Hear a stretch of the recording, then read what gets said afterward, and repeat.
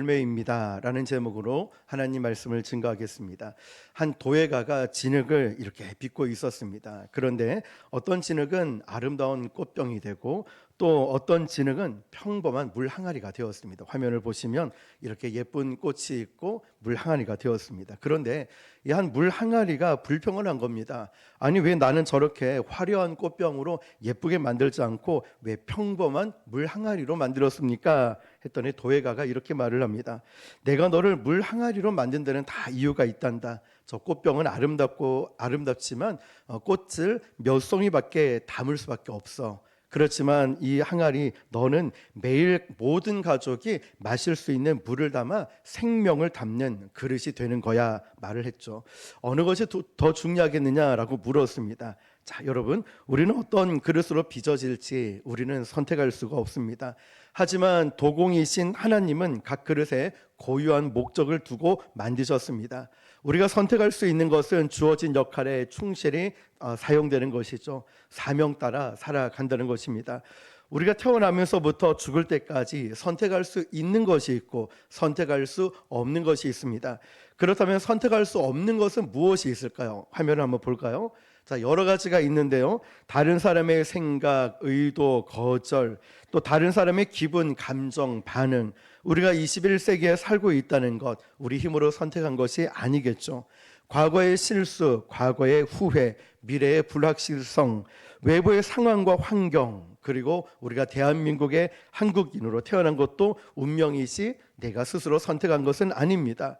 또한 우리가 특정한 아버지와 어머니의 자녀로 태어난 것도 운명이지 내가 선택한 것이 아니라는 것입니다. 자, 이 반면에 우리가 선택할 수 있는 것도 많이 있습니다. 어떤 것들이 있냐면 나의 긍정적인 태도, 나의 내적인 평화, 가족 및 친구와의 이런 좋은 관계를 만들어갈 수가 있고요. 어디에서 살며 어떤 일을 하고 또 어떤 옷을 입고 누구와 어울리고 건강하게 먹고 행동할 수 있는 것, 이것은 우리가 선택하며 살아갈 수 있는 것입니다. 그러나 그 가운데 가장 중요한 것은 우리가 선택할 수 없는 것이 있는데 그것이 무엇일까요? 바로 이것입니다. 하나님께서 우리를 향해 미리 예정해 놓으신 계획은 내가 선택할 수 있는 게 아닙니다. 이것을 하나님의 예정이라고 하는데요. 하나님의 예정, 이 말의 뜻은 뭐냐면 하나님께서 저와 여러분의 인생을 미리 아시고 미리 계획해 두셨다는 말이죠. 이것을 쉽게 말하면 감독이 영화를 만들 때 모든 것을 알고 연출을 하는 것처럼 하나님께서는 저와 여러분의 인생의 처음과 끝을 다 아시고 그 안에서 살아갈 수 있도록 우리에게 자유를 주셨습니다. 그러나 하나님의 예정 안에서도 어떻게 살아갈지는 나의 선택에 달려 있습니다. 예를 들면 제가 목사가 된 것은 하나님의 예정이고 하나님의 계획이었습니다. 이건 제 힘으로 바꿀 수 없는 하나님의 부르심이 있죠. 콜링이 있었습니다. 그렇다면 하나님께서 야, 이지훈, 너를 내가 주의 종으로 목사로 삼겠다라고 나를 예정하여 택하시고 계획하셨습니다. 그렇다면 그 이후의 계획을 볼까요? 어느 신학교를 가고 어느 교단에 가서 사역을 할지, 어느 지역에 가서 교회를 개청할지, 그리고 열정적으로 목회를 할 것인가 아니면 편안하게 게으르게 목회를 할 것인가는 전적으로 내가 선택해야 될 부분이라는 것입니다. 즉 하나님의 예정은 우리 인생의 큰 계획이고 방향이고 그 안에서 선택하며 결정하는 것은 나에게 달려 있습니다. 자, 그렇다면 우리는 아브라함을 보면서 하나님의 예정이 무엇인지를 보겠습니다. 창세기 12장 1절에서 3절입니다. 같이 읽어볼까요? 시작. 여호와께서 아브라함에게 이르시되 너는 너의 고향과 친척과 아버지의 집을 떠나 내가 내게 보여줄 땅으로 가라. 내가 너로 큰 민족을 이루고 내게 복을 주어 내 이름을 창대하게 하리니 너는 복이 될지라. 3절. 너를 축복하는 자에게는 내가 복을 내리고 너를 저주하는 자에게는 내가 저주하리니 땅의 모든 족속이 너로 말미암아 복을 얻을 것이라 하신지라. 아멘. 아멘. 자, 여러분, 이 말씀은 하나님의 예정이죠. 여기에 대해서 네, 아니요 할 권한은 우리에게 없습니다. 하나님께서 아브라함을 선택하시고 아브라함에 대한 계획을 미리 예정을 하셨기 때문이죠. 그 예정에 대해서는 복종, 순종만 할 수 있습니다. 그러나 하나님의 예정을 향해 쫓아갈 때 아브라함이 선택할 수 있는 것이 있었습니다. 그것은 하나님의 예정하신 뜻에 따라 온전히 순종할 것인가, 아니면 불순종할 것인가, 아니면 적당히 순종할 것인가. 이것은 아브라함의 선택이었습니다. 아브라함은 하나님의 부르심 앞에 순종을 했습니다. 하나님께서 이렇게 말씀하시죠. 너는 너의 고향과 친척과 아버지의 집을 떠나 내가 너에게 지시할 땅, 보여줄 땅으로 가라 말씀하셨습니다. 아브라함은 믿음으로 순종하고 그 길을 떠났습니다. 그런데 그 순종은 완전하지 않았습니다. 하나님은 분명히 이렇게 말씀하셨죠. 너의 고향, 친척, 아버지의 집을 떠나라 하셨습니다. 그러나 아브라함은 고향은 떠났지만 친척과 아버지는 데리고 갔습니다. 심지어 조카 롯까지 데리고 길을 나섰지요. 그는 여전히 인간적인 관계와 정에 매여 있었습니다. 아브라함은 하나님의 절대적인 주권 아래 순종은 했지요. 하나님의 예정 가운데. 그렇지만 그 순종 안에는 여전히 불순종, 이 불순물들이 끼어 있었습니다. 믿음으로 나가면서도 하나님께 온전히 맡기지 못했고 믿음으로 가겠다라고 말을 하면서도 여전히 인간적인 계산을 머릿속에 두고 움직이고 있었습니다. 그런데 여러분, 우리 같으면 야, 왜 100% 순종하지 않아? 저는 진짜 믿음이 아니야 라고 정죄하고 판단할지 모르지만 그런 아브라함을 향해서 하나님은 버리지 않으셨습니다. 불안정한 그 순종 속에 온전한 순종을 하지 않음에도 불구하고 하나님은 아브라함을 버리는 것이 아니라 그를 만들고 깎고 다듬고 시간을 흐름을 통하여서 그를 온전한 믿음의 사람으로 세워 가셨습니다. 사랑하는 성도 여러분, 하나님은 완벽한 사람을 부르지 않으셨습니다. 우리가 약한 믿음이라도 우리가 100% 온전하게 순종하지 못할 때가 많더라도 불안정한 그 순종이라도 믿음으로 한 걸음 한 걸음 가는 사람을 하나님은 사용하십니다. 중요한 것은 완벽한 순종이 아니라 하나님을 신뢰하면서 다시 순종하려는 마음을 갖는 것입니다.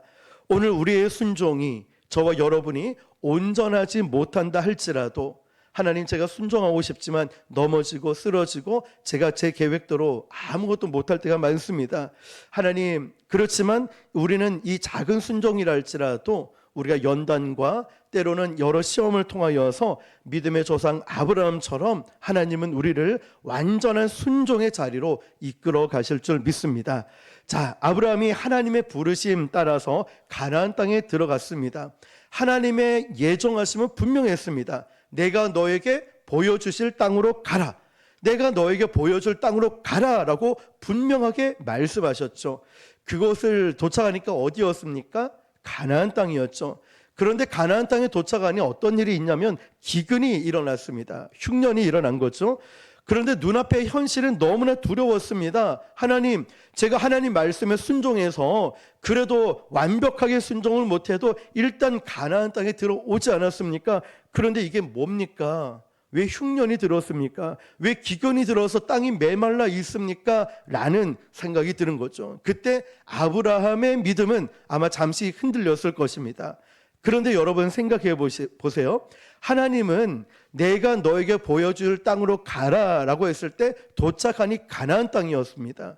하나님은 가나안 땅을 말씀하신 것이지 애굽으로 내려가라고 말씀하지 않으셨습니다. 그럼에도 아브라함은 자기 판단으로 어디로 내려갔죠? 애굽으로 내려갔습니다. 그것은 믿음이 아니라 두려웠다는 거예요.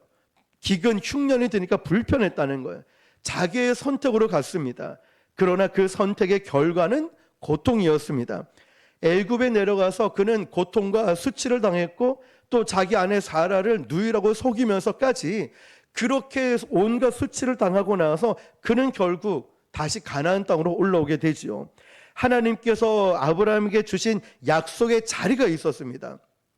그런데 그 자리를 벗어났을 때 그 인생의 평안도 멀어졌다는 것이죠. 그러나 놀라운 것은 그럼에도 불구하고 하나님은 아브라함을 포기하지 않으셨습니다.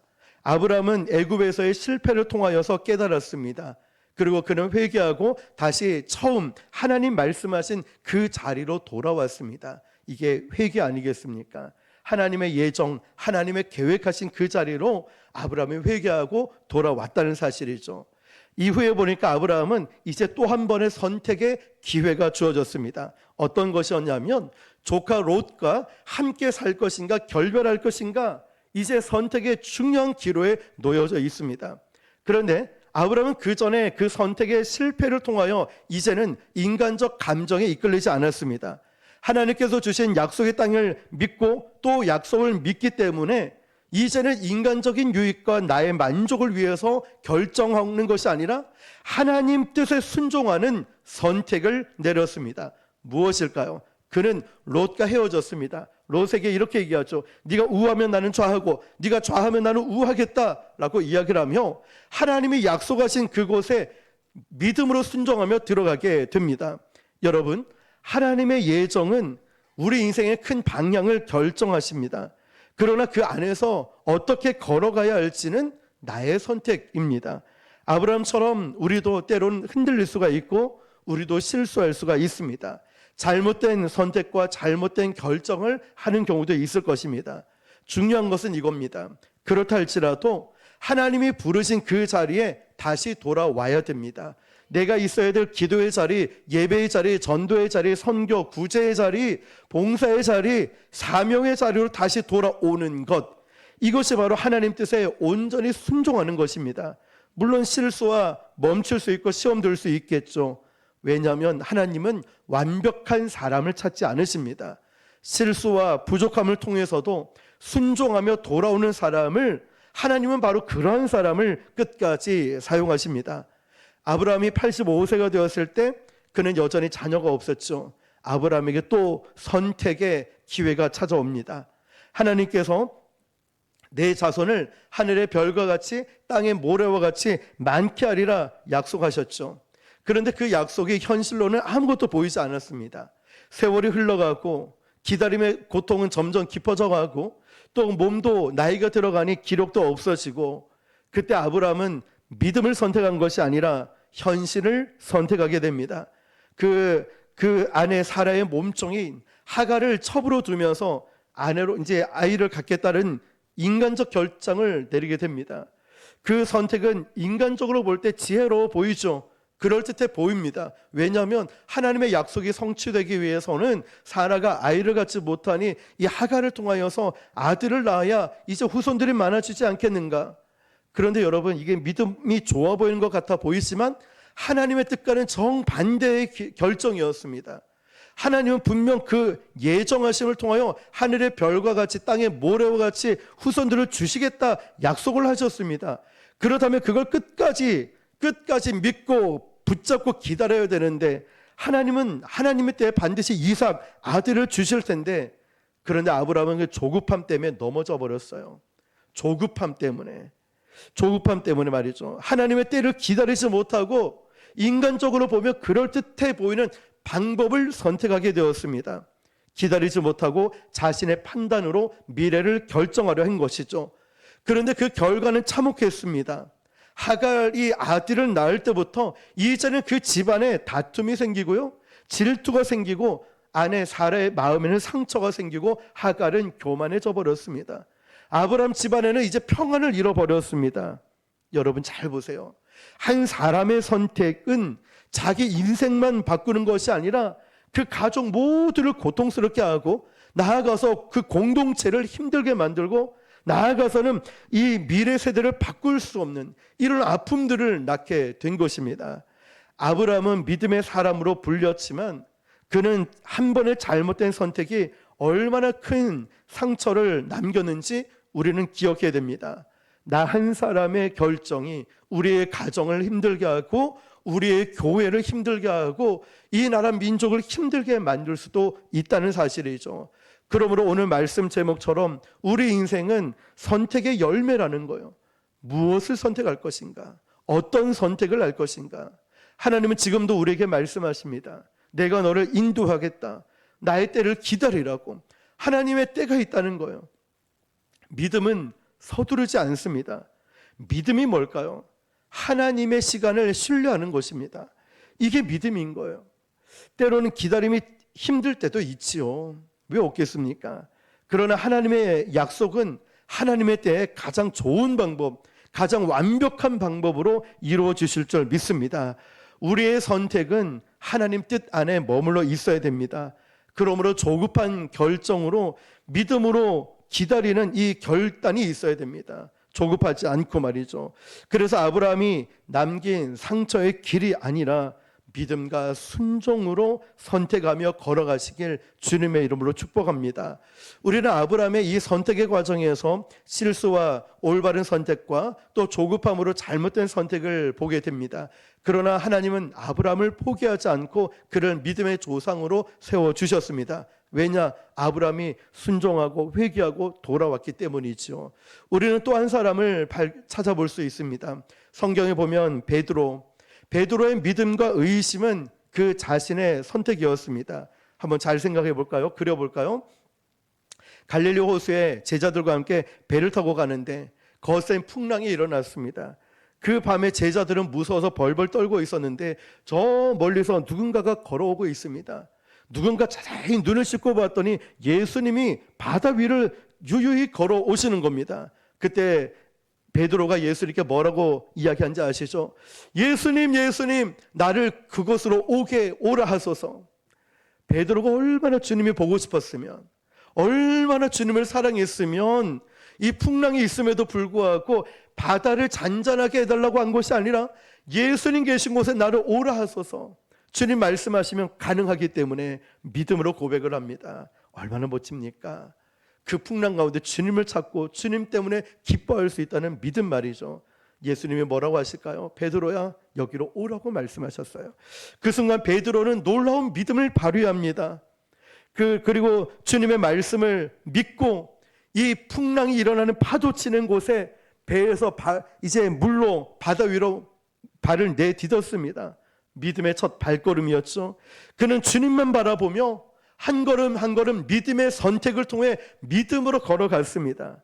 그러나 얼마 지나지 않아서 갑자기 거센 바람이 불고 파도를 칠 때 이제 몸에 파도가 물이 찰랑찰랑 데이는 거예요. 그랬더니 그는 이 파도가 얼굴을 때리기도 하고 몸이 젖어가기 시작하니 그 순간 주님께로 고정했던 이 시선이 흔들리기 시작하는 거예요. 주님을 바라봤던 이 믿음의 선택에서 중간에 선택이 바뀌어버렸어요. 주님 말씀 대신 두려움을 받아들이게 된 거예요. 두려움을 선택하게 된 거예요. 그 순간 베드로가 어떻게 됐습니까? 물속에 빠져버렸다는 거예요. 그 선택이 바뀌어버린 순간, 그 두려움을 받아들이는 순간에 그는 물속에 곧장 빠져들고 말았습니다. 여러분, 예수님은 베드로가 의심하기를 예정하지 않으셨습니다. 베드로의 믿음을 보시고 이곳으로 오라라고 말씀하셨죠. 예수님의 예정된 말씀이에요. 계획된 말씀이에요. 믿을 거냐 의심할 거냐는 누구의 선택이죠? 베드로의 선택이에요. 오늘도 우리 주님께서는 저와 여러분에게 믿음을 주시면서 내 믿음대로 될지어다 말씀하셨을 때 이 믿음을 선택할 것인가 불신을 선택할 것인가는 나에게 달려있다는 거예요. 주님은 우리에게 복을 주시고 가장 좋은 것을 주시고 기도 응답을 해주시며 부흥을 주시며 가정을 회복시켜 주시고 건강을 회복시켜 주실 것입니다. 이렇게 주께서는 말씀하셔도 믿음을 선택할 것인가 불신을 선택할 것인가는 나에게 달려있는 거예요. 여러분, 결국 베드로는 무엇을 선택했습니까? 두려움을 선택했습니다. 그 선택이 그를 물속으로 끌어내린 거예요. 무엇을 선택하느냐가. 하지만 그 자리에서 예수님은 베드로에게 손을 내미시고 손을 붙잡으시면서 이렇게 말씀하셨죠. 믿음이 작은 자여 왜 의심하느냐. 예수님이 말씀하시면 끝난 건데, 예수님 말씀은 붙들고 가면 되는데, 예수님을 믿고 믿음으로 잘 걸어왔는데 왜 중간에 의심을 하고 두려움을 갖고 그 선택을 갖느냐 말씀하시는 거예요. 그러면서 우리 주님은 베드로를 꾸짖는 것이 아니라 넘어져도 다시 일어나는 은혜를 주셨습니다. 손을 붙잡아 주셨어요. 여러분, 우리의 삶에도 폭풍우가 일어납니다. 그때마다 주님은 우리에게 말씀하십니다. 나만 믿고 걸어오라고. 나만 믿고 걸어오라고. 의심, 두려움을 선택하지 말고 예수님, 나만 믿고 걸어오라는 거예요. 풍랑을 믿고 걸어오라는 거예요. 여러분, 우리가 두 가지 선택 앞에 늘 서게 됩니다. 믿음으로 걸어갈 것인가, 두려움 선택에 빠질 것인가. 오늘 여러분이 선택해야 되는 거예요. 믿음을 선택하면 우리 주님이 붙들어 주시지만, 내가 두려움을 선택하면 나는 물에 빠지는 존재입니다. 두려움을 선택하면은 세상에 빠진다고요. 무엇을 선택하겠습니까? 설령 우리가 빠지더라도 물론 예수님은 우리에게 손을 내미시면서 이렇게 말씀하시겠죠. 믿음이 적은 자여 왜 의심하냐고. 내가 너에게 한 말이 있잖아. 내가 너에게 약속한 말이 있는데 왜 의심하냐고. 믿음으로 걸어가라. 내가 너를 붙들어 주겠다고. 히브리서 10장 37절 38절에 이런 말씀 있죠. 시작. 잠시 잠깐 후면 오시리가 오시리니 지체하지 아니하시리라. 나의 이는 믿음으로 말미암아 살리라. 또한 뒤로 물러가면 내 마음이 그를 기뻐하지 아니하리라 하셨느니라. 아멘. 하나님은 분명히 말씀하셨습니다. 무엇으로 살라고요? 믿음으로 살라고. 감정으로 기분 따라 환경 따라 살지 말고 앞으로 이 시대는 어려워지고 믿는 자들을 넘어뜨리고 분열시키는 일들이 많이 나고 어려움들이 일어날 때 그 환경 따라 살지 말고 믿음으로 살라고. 오직 믿음으로. 그리고 뒤로 물러서지 말라는 거예요. 오늘날 우리 세상에는 믿음으로 살기를 결단하고 선택하는 사람이 있는 반면에 자꾸만 뒤로 물러서는 사람이 있어요. 기도의 자리, 예배의 자리, 찬양할 때 내가 손 들고 찬양할 것인가, 뜨겁게 할 것인가, 내가 주님 앞에 믿음으로 살아갈 것인가, 뒤로 물러설 것인가, 편안함을 선택할 것인가, 불편해도 좁은 길, 좁으면 십자가의 길을 걸어갈 것인가. 자꾸만 뒤로 물러서는 선택을 하는 사람도 있다는 것이죠. 하나님이 기뻐하시지 않는다고. 구원은 하나님의 절대적인 은혜이고 예정의 결과입니다. 내가 노력한다고 이 구원을 받을 수 있는 게 아니죠. 화면 내려주시면 돼요. 우리는 스스로 구원할 수가 없습니다. 예수 그리스도의 십자가의 은혜로만 우리가 구원을 받고 생명을 얻은 하나님의 자녀가 되었습니다. 이것은 인간의 공로가 아니라 하나님의 전적인 은혜의 역사입니다. 그렇다면 구원받은 이후의 삶은 나에게 달려 있습니다. 나에게. 구원은 하나님의 일이지만 구원 이후의 삶은 나에게 달려 있습니다. 내가 얼마나 순종할 것인가, 내가 얼마나 믿음으로 살고, 내가 얼마나 헌신하며 살고, 얼마나 열정적으로 살아갈 것인가, 나의 결단이죠. 우리가 앞서 찬양을 할 때도 내가 오늘 뜨겁게 찬양해야지, 내가 감사하며 살아야지, 내가 오늘 꼭 은혜 받아야지, 난 내일 새벽 기도 와야지, 나 중보 기도해야지, 전도해야지. 나의 결단이죠. 나의 결단. 용서하고 사랑하고 품어야지, 나의 결단이라는 거죠. 여러분, 믿음으로 살기를 결단하는 자에게는 하나님께 더 가까이 나아가면서 하나님이 주신 복을 누리고 그걸 삶의 모든 자리에서 하나님의 은혜를 경험하게 됩니다.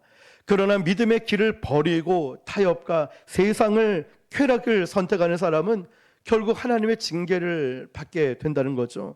그것은 미움이 아니라 사랑의 책책이죠. 하나님은 하나님의 자녀가 완전히 멀어지지 않도록 때로는 아프게, 때로는 은혜로 다루십니다.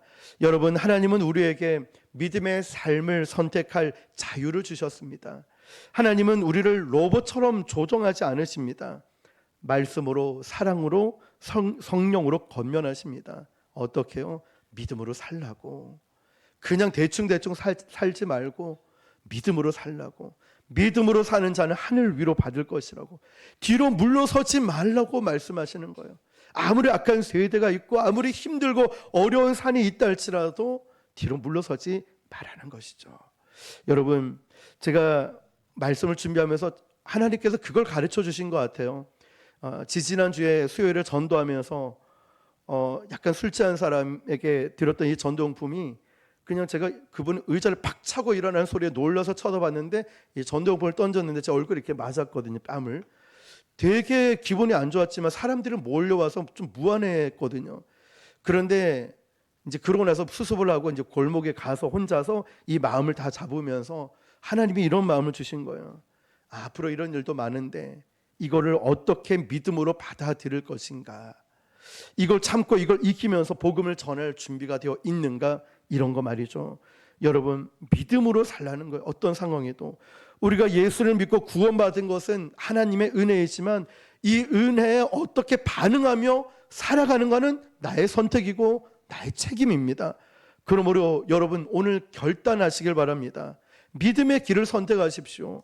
뒤로 물러서지 말고 오히려 한 걸음 더 앞서 믿음으로 걸어가시길 바랍니다. 완전한 헌신과 이 순종이 하나님께 영광 올려드리는 인생이 되고 또 그런 믿음의 삶을 선택하는 저와 여러분 되시길 바랍니다. 이제 말씀을 마무리하겠습니다. 여러분, 우리는 이 땅에 태어난 것 나의 결정이 아니라 운명이죠. 하나님의 뜻이죠. 하나님께서 우리를 이 땅 이 시대에 이 나라에 보내신 것입니다. 그리고 21세기에 대한민국에 우리가 살고 있는 건 이거 하나님의 절대적인 예정이죠. 내가 정한 것이 아닙니다.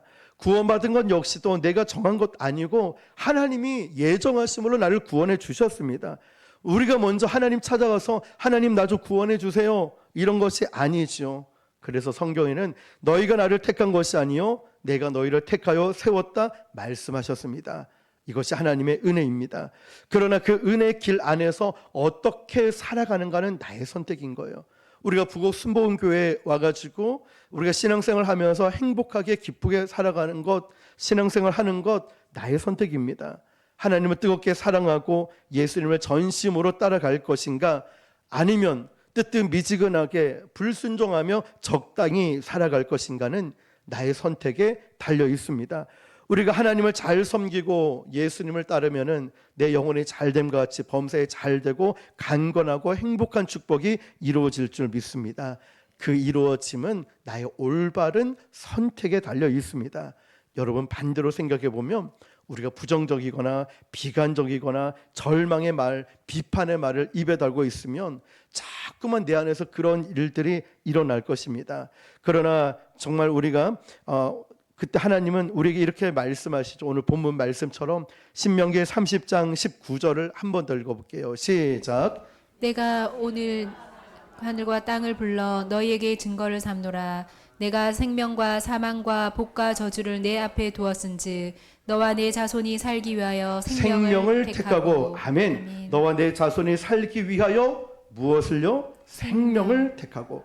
여러분, 오늘 저와 여러분이 오늘 이 선택을 하는 결단이 필요한 것 같습니다. 언제나 희망과 믿음, 긍정의 삶을 선택하십시오. 화면을 한번 볼까요? 무엇을 선택할까요? 불평 대신 무엇이죠? 감사예요. 절망 대신 소망이에요. 미움 대신 사랑을 선택하는 거예요. 원한 대신 용서를 선택하는 것입니다. 이것이 하나님이 기뻐하시는 선택입니다. 다음 페이지 볼까요? 또 무엇을 선택하냐면 행복을 택하는 거예요. 불행을 택하지 말라는 거죠. 낙관을 택하고 비관은 택하지 마세요. 소망을 택하고 절망을 택하지 마시고 성공을 택하고 실패를 택하지 말고 사랑을 택하고 미움을 버리시고 용서를 택하고 원하는 끊으시길 바랍니다.